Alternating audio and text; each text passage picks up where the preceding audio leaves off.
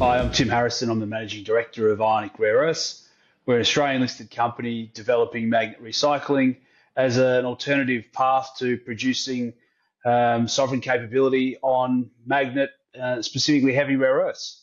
Tim, good to see you, sir. Look, I've called you out of the blue just to maybe help us understand a little bit better one of the kind of big moves of the last 5-6 weeks, which was the US Department of Defense investing into MP materials. And I think, and also, I think went under the radar was the fact that Apple agreed to invest $500 million bucks into MP materials around the same time. What do we need to know? Yeah, look, I think what we're seeing now is with all of the geopolitical moves earlier this year, money is starting to be deployed by the US government.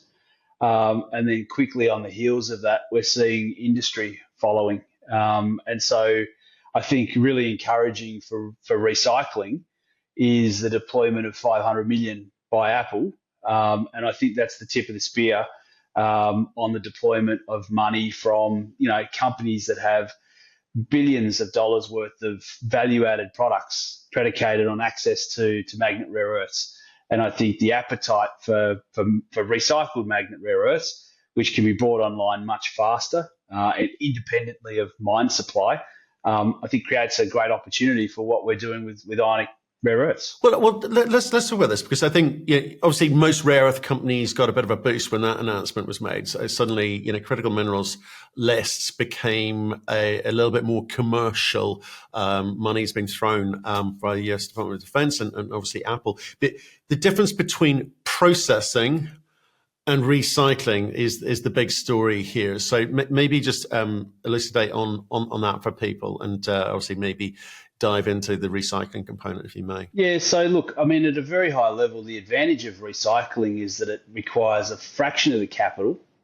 It's independent of mine permitting risk, which has been a big challenge, and the social license to operate. And with what we're doing, we're actually separating the magnet rare earths that are in the end of life magnets and the waste materials. We're only separating 4 elements that make up 85-90% of the value of the rare earth supply chain. We're not having to separate all 15 rare earth elements. So it's fundamentally much more straightforward, and we're going straight to the high value rare earth elements that are in demand today. So I think that's the appeal of recycling.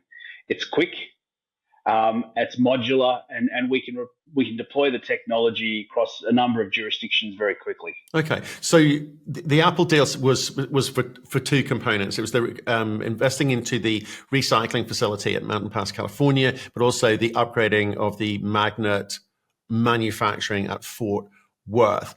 This is to do one thing and one thing only, and that's reduce the reliance on the Chinese rare earth magnet supply chain. Is this going to be enough? I think, as I mentioned before, I think it's the tip of the spear, right? Like on the 4th of April this year, China turned the tap off on 7 rare earth elements, those heavy rare earths, that it has a monopoly on. It has control on because of its ionic adsorption clay deposits in southern China and access to the material out of Myanmar. That's why, as Ionic Rare Earths, we've been focusing as a company on magnet and heavy rare earths, because we think that they're the elements that are of most considerable impact. They have the highest scores when it comes to supply chain risk and importance, economic importance. And so our focus on the recycling is immediate to bring online NdPr, but also dysprosium and terbium. And it's important to note that as it stands today, 99 to 100% of commercial quantities of dysprosium and terbium have previously come out of China. And in the last 4 months, since those export restrictions have been put in place, we've been inundated on requests, access to the dysprosium and terbium that we've been producing in our demonstration plant in Belfast. And selling material now, for example, dysprosium at 3 times the price of Chinese quoted prices in Europe. So, there is appetite for this material, and there is a bifurcation on pricing for this highly sought after strategic heavy rare earths. Well, that has been the problem historically. So as long as I've been involved with it, was the erratic nature around the pricing, caused partly by Chinese control. But the U.S. Department of Defense investing $400 million into MP Materials. Not only do they secure an equity position, but they've introduced a new floor price for NdPr. How does that help companies like you? Well, again, I think it helps in as far as being able to put a price against NdPr, which is the bulk of the material that we'll be producing, but it enables the dysprosium and terbium price to run. And so if we look at the NdPr price at $110 a kilo, before the floor price was implemented, and even, realistically what those prices look like in China, in April of this year, circa $50 to $60 a kilo. When you factor in the VAT, the $110 is effectively double the prices that were available to non-Chinese producers. So it's increased the NdPr revenue, but we've seen the dysprosium and terbium price go on an absolute tear. And any student of history, go back and have a look at what happened last time when the tap got turned off. 2011, we saw dysprosium price go up 26-fold. And that's all around, China's dominance in the production of heavy rare earths. They turn that off and it becomes a dramatic demand. Where can I get it? And there's not many people who are producing dysprosium today. So I think there's a big advantage for what we're doing with our technology, producing high purity separated dysprosium terbium oxide, and we're being able to sell any excess material we've got right now into supply chains and capacity that's desperate for that material, certainly in Europe and the US. And how much of the lack of supply is because of the intellectual property, the intellectual capacity, the experience of producing, whether it be from recycled or otherwise, and are technologies evolving and changing, which means there'll be new entrants in here, or do you think that this is still going to be maybe there won't be so many producers of rare earth magnets going forward? And what I'm getting at is how defensible is your project and product? Yeah, so I think the big advantage here is that for some time now, China has treated the processing of rare earths, the separation, the refining, metals, alloys, magnets, as a state secret. Right, it is controlled information. They retain that information and they monitor people that have that IP. And of late, it's become very difficult to source the materials or the machines and the equipment used in the production of magnets. So certainly, China has really tightened down on the IP aspects of refining, even the mining side of it, the processing of ionic adsorption clays is very closely held IP, but rare earth separation, the refining, metals, alloys, magnets, that is IP that's really hard to develop. And there's a handful of companies out there in the very niche aspects of that who have invested, built capability, demonstrated capability making products. They'll be the beneficiaries of this new landscape. And I think, given the demand, the opportunity with what we're doing, going to separated oxides, it's a unique offering in recycling. There's other companies out there in the recycling space that are making powder alloys or alloy powders. They're making mixed rare earth oxides. There's limitations with that material. They need additional processing in order to go back to make sintered magnets for high-end applications. That is an entrance for our tech. And so we can take that material, and we have been taking that material. We've been upgrading it. We've been cleaning it up. We've been separating it, producing high purity oxides, and putting that back in the hands of the magnet manufacturers because they need that high purity material in order to make the sintered magnets that are going to go into EVs, that are going to go into wind turbines, that are going to go into military and defense applications. It's all unlocked by the high purity oxides that we're producing with Ionic Technologies. Talk to me about the market that you operate in, because obviously this deal kind of got all eyes on the space. As I said, it's been a fairly erratic market for, I don't know, past 15, 20 years.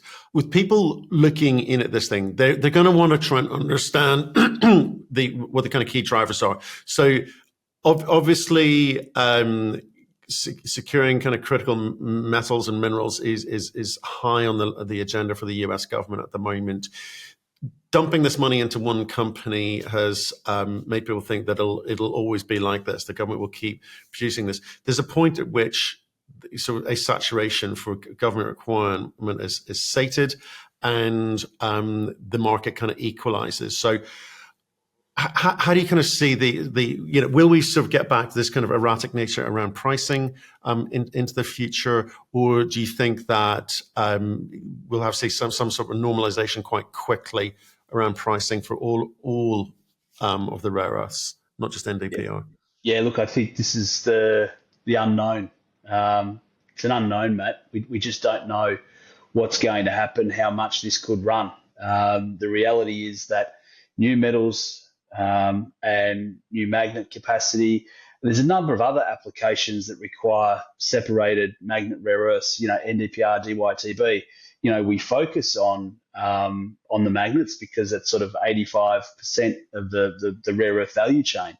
But there are always new technologies coming along that are predicated on access to this material. So my belief, and certainly what we're working on, is establishing relationships with a number of different companies, because we're of the belief and the understanding that there will be more money deployed across a number of different companies to build out resilience in the supply chain, resilience across separation, metals, alloys, and magnets, because ultimately there's a number of high-end applications that require magnets. And it's not just the US market, Europe. Anybody who's looking at industrial development capability, advanced manufacturing, is going to require this material. We've had a lot of inbound inquiry about our recycling tech, and it potentially being a pillar of new rare earth supply chains that will be established by countries. Any country that wants to build magnet capacity, they're going to produce waste. They're going to produce swarf. Through our recycling tech, we can actually deliver the rare earths back into the supply chain, which minimizes the waste and the inefficiencies of certainly the startup of any new capacity. But as that starts to scale up, the more magnets they produce, the more swarf they produce, the more material needs to be recycled.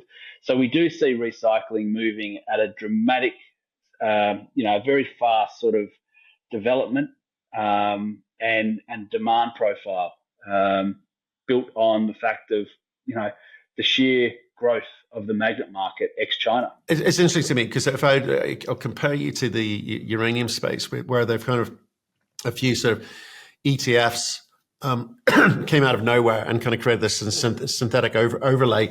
It's a small market, but you're even smaller. Do you sort of see groups maybe kind of try to come in and do something similar? Look, I think you can do a lot of damage with not a lot in rare earths, because there's not a lot of material out there to begin with. So aggregation of any available, whether it be NdPr or DyTb in a Western context, certainly starts to take that material away from a market that's absolutely searching for it now. So I think any impact from those sort of funds is likely to have a very dramatic impact on specifically heavy rare earth prices, because the reality is that that's the part of the market that's having a hard time being replicated ex-China. Yeah, exactly. But interesting to sort of see if anyone sort of sees a gap here, or is it just kind of too risky because it's a small market? But the two groups that came into MP were obviously Department of Defense and Apple.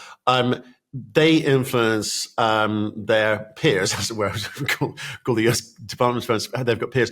Other governments are going to think, well, maybe we should be doing the same. We need to replicate a similar kind of public-private partnership like that. You're going to have the Googles and the Metas of this world thinking, well, hang on, Apple have just jumped ahead of us here. They're going to maybe want to replicate similar sorts of deals. Again, what could that do for companies like yourself? Well, I think the exciting thing, Matt, is companies like that, they're all looking at what they're going to do for sustainably sourced magnet rare earths. And the appetite for companies like that is to get it from recycling. It creates a great opportunity for a company like us that's out there producing separated rare earth oxides, which is what the supply chain is looking for to make newer, better magnets for products tomorrow, innovative products requiring the next generation of magnets. It's a very exciting phase. And, you mentioned, the deployment of money from the Department of Defense, Apple. I think we're going to see a wave, and we're going to see governments, Western governments, and a certain degree of FOMO kicking in because almost, the bar has been set. We have seen other countries now talk about implementing NdPr prices, floor prices. I mean, the Australian government has mentioned it. I believe that there's also talk of that potentially in Brazil.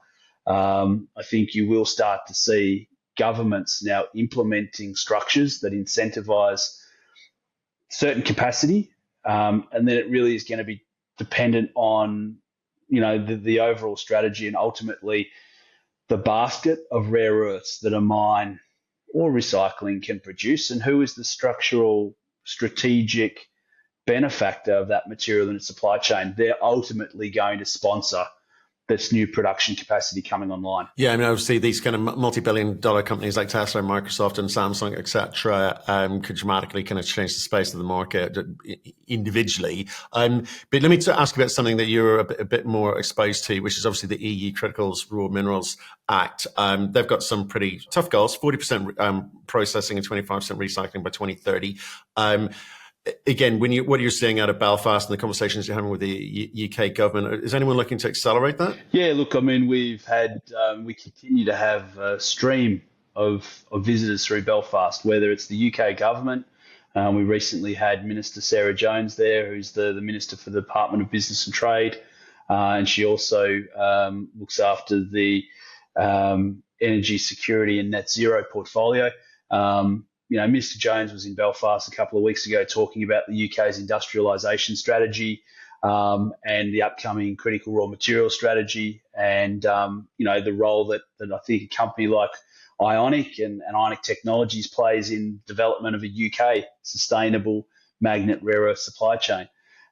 We've had a stream and flow of companies coming across from Europe, looking at what we're doing in Belfast and wanting to understand how they can participate and get access to the materials that we'll be producing out of Belfast. Not only the first plant in Belfast, but the potential opportunity from European governments to replicate what we're doing in Belfast, because we have got something that's got a technical advantage. I can't stress the importance enough of being able to produce the high purity separated magnet rare earth oxides means that we can produce the materials that ultimately the high-end magnet manufacturers are looking for, because we take the variability out of the materials that are coming back through recycling. They're highly variable because the magnets, there's a range of different magnets, different specifications, and every magnet manufacturer has got a different recipe, a different ingredient mix on the magnet rare earth elements. So that means that in order for that material to come back into the supply chain, it does need to be separated because there is so much variability. Does the government understand that nuance? Is that an important criteria to them? Is this kind of apolitical in the sense that it's cross the floor or bipartisan, but they also understand what this delivers for them outside of the kind of the politics of it? Yeah, look, I think that this is where I think in the UK context, we've got enough stakeholders around us in the collaboration frameworks and partnerships and the demonstrators that we've been working with that are telling the government why our technology, our product is differentiated from some of the other recyclers. And it means that when, the next round of funding or the next project is there, especially around automotive applications, EVs and magnets, we're able to produce the materials so that the magnet manufacturers can make and turn into sintered magnets for EVs. That is the advantage. Other techs, other recycling can't achieve that. That's why we're front and centre, certainly within the UK, but also a lot of opportunity now to replicate those demonstrator collaborations in the UK now across Europe, the US, and elsewhere around the world. Okay, and a lot of the questions we get in is about the kind of potential bifurcation around pricing of the market. China has kind of not shut up shop, but certainly made things quite strict with regards to rare earth export bans, etc. Do you see them like making things even stricter? And again, what does that do for you? And is there any kind of I guess predictability about the future behaviors? Say if a politician comes in post Trump and says we want a better relationship with China, does that cause problems? Who knows what the future's going to hold? But for the next 3 years, I think we've got pretty clear opportunity that there are a number of applications, and certainly within, let's say, for example, the US, policy and law means that applications into the US Department of Defense, the Pentagon, the military, require magnets that are sourced with zero Chinese content. That creates a wonderful opportunity for a company like us. With what we're doing in Belfast, we're an AUKUS opportunity, so we're across certainly, some things that there is collaboration across the US, the UK, and Australia on some very, very strategic hardware. But the ability to replicate that, to pick that technology up, to scale it out multiple sites across the US to deliver what the US is looking for separated magnet rare earth oxides, and bring it online quickly. Okay. So for the foreseeable future, we deal with what's in front of us. That's right. I think the other thing, Matt, realistically, do things change in 4 or 5 years' time? Who knows? But is there going to be enough for everybody? Like the sheer number of mines and supply chain development that has to be built for all of the rare earth demand to be satiated, right? Like for all of the mining capacity that's in production now, where are the new mines being built? Where are the new refineries? Where's the new metals, alloys, and magnet capacity coming from? The investment required in order to do that is going to be absolutely beyond belief. This is, again, the advantage of the recycling opportunity because we're nimble. We can build in lockstep with new capacity across metals, alloys, and magnets. And I think we get to take advantage of those spikes in demand and price. Right. Okay. So look, and I was just talking with your Aussie partner with your Brazilian project in Viridis a second ago. I think things look quite exciting there, by the sounds of what Raphael was saying. But let's talk about Belfast. Like, technically, you've proven that you can recycle magnets. You are pulling out what you need to pull out. The next thing you need to demonstrate is how you kind of scale up through those, this opportunity that we seem to be seeing in front of us. So can you kind of walk us through kind of the process that you're going to go through there? Yeah, so we're working through the scale out program now. So, the ability to hyperscale the technology, replicate what we're doing in Belfast across multiple sites in very short succession. So strategies and things we're thinking about now is how we design the circuit such that it can be modular in nature and quickly deployed. So that's some work that we're doing and probably want to keep our cards pretty close to our chest around how we're sort of thinking about that. I think that's the big opportunity. How do we create a template that can then quickly be replicated across multiple jurisdictions with partners and the right partners? And I think the opportunity for us is to how we think about developing what we're doing in Belfast, but we think about making sure that we have the support structure and the systems, the processes all in place such that we can very quickly replicate in those target jurisdictions. But what do you think the kind of USP is here? Because you've kind of got obviously got government involvement for grants and funding and land, etc. But the key to this is always going to be the kind of end of life magnet feedstock, which you've got with EMR. So when you're looking to maybe replicate this or partner with other people replicating it globally, what would you say the sort of the top 3 things are that they're going to need to kind of get in place to be able to kind of replicate what you've got? Access to materials, access to feedstock, and so typically partnerships. I mean, the big opportunity that we see is access to swarf, right? So access to the material that is produced by our colleagues, our peers in metals, alloys, and magnets. If we take into consideration when we make a magnet, we start with 100 units of rare earth oxides. By the time it goes through the sausage machine and it comes out as a magnet, 60 to 75% of those rare earth units that started here end up in the finished magnet. The rest is waste that's generated in the process. What we do is we're able to take that material. So as the magnet capacity increases, there's this circulating load of material that goes round and round and round. We're tapping into that, right? So the magnet recycling opportunity grows dramatically, goes very quickly. And we bring online also the material coming from end of life. So building out our relationships like EMR, and we're working on those relationships across, the jurisdictions that we're targeting. So access to material. I think number 2 is the tech. Our ability to go from highly variable input to high consistency, high quality product. And that's done through a patented process. We've got 3 patents on the upstream. We've got 5 patents on the SX, right? So on the separation. And so by bringing those 2 together, we're able to produce a high purity separated oxide, which enables us to then leverage that into the relationships that we're working on downstream. And then I think, the third part of what we're doing is we are looking at how we build relationships where the right company, the right partners, whether that's metals, alloys, magnets, we're working closely with the customers. We're looking at different models depending on the access to the material that they've got. Large organizations may have substantially more material, and a tolling model might be appropriate for them.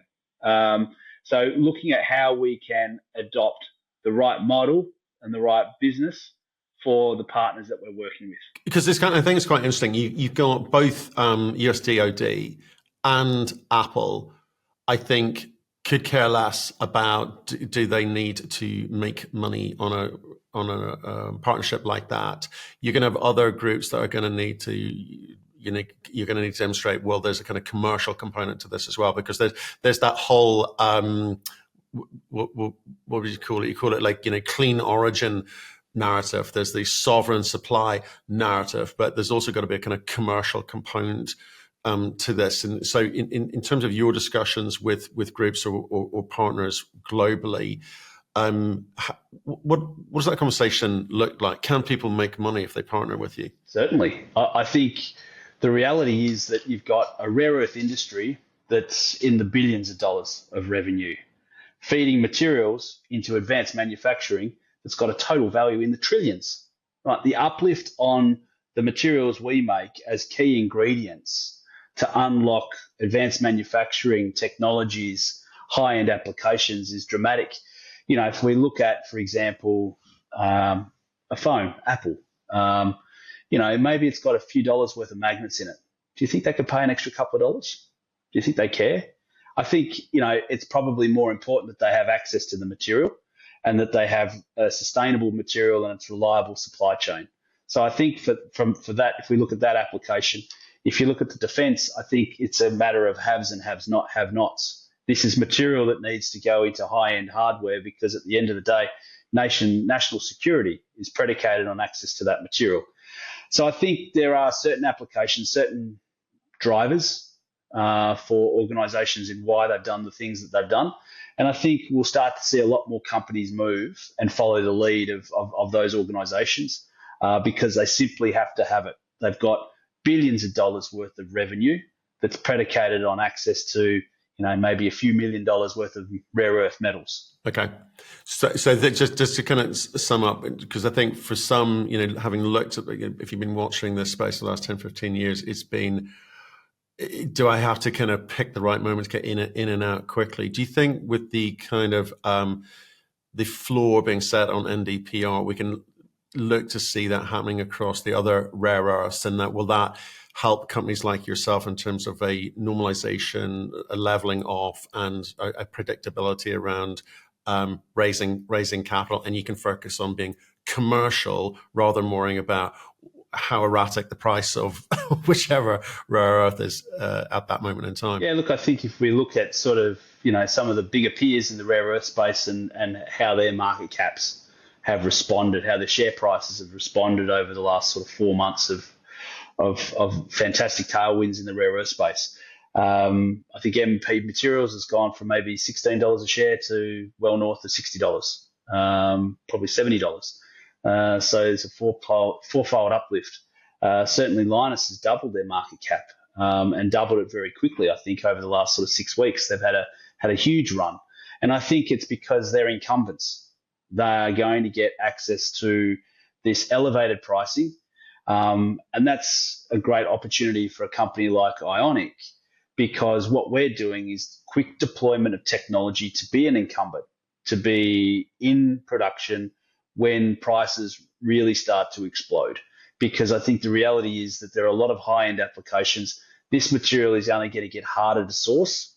And we're seeing it firsthand. I mean, I think I mentioned to you when we spoke, 6 weeks or so ago, Matt, one magnet manufacturer we spoke to in June had something like 56 inbound inquiries with customers saying, yep, we've got an urgent demand for non-Chinese magnets. We can't get magnets elsewhere, and our boards are now looking for, security of supply.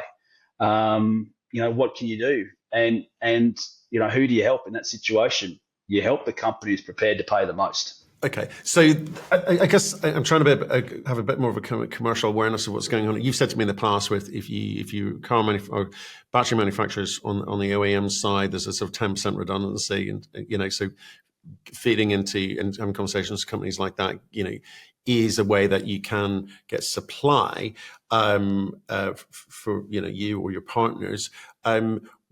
Where else could this supply for all of you or your potential partners globally come from? And is there going to be much competition on the recycling side specifically? This is recycling. People need to understand finding rare earths and digging it out of the ground and all that kind of capex. We're not talking about that. We're talking about recycling. It's the kind of, I guess, cleaner and quicker end of things, but at the end of the day, you still need that supply. Where's it come from? Great question. Look, I think it comes from a handful of mines that potentially have the right economics, and they'll have the right sponsorship. And you spoke with Raphael. The Viridis opportunity is a really good one because it's a good asset, and it's got a good mix of magnet rare earths. So projects like that have a great chance, but it still requires significant capital investment across certainly the mining. There'll be refining capital required, but then substantial investment across metals, alloys, and magnets. I think the opportunity on the recycling and where we really benefit is, if you take example from the messaging from Apple, their focus is recycled materials, right? Because they've got a customer base that is very very focused on the sustainable aspects of rare earths, and I think you probably also have to some degree a number of potential customers that optically have sensitivity around rare earth mining and being associated with that, and so there is just to some degree a reluctance from the OEMs to have association all the way up to where the primary material is sourced. At the end of the day, the OEMs buy magnets, right? They don't buy oxides. They don't buy mineral concentrates. They buy the magnets. And so there is a bit of a leap of faith, and trying to get the OEMs to go all the way up to the primary supply has been challenging. I think the advantage of what we're doing in recycling, there is a greater affinity from the OEMs, from the advanced manufacturing companies who are very socially conscious of brand and optics. They have a higher affinity to be associated with recycled materials because, who doesn't like recycling? Certainly the governments love it. That creates a great opportunity. And you mentioned before the European Critical Raw Material Act. Policy like that is mandating by the end of this decade, 25% of the rare earth supply chain to come from recycling. So government wants to encourage it. I think it creates this great opportunity for us to be an early mover, and to carve out a very nice opportunity size of the pie, with regard to the growth that's going to come from recycling of magnet rare earths. So things looking good at the moment. Quietly confident. Look, Matt, I wouldn't be here if I wasn't. I think we've done the work. We've got a tech that works.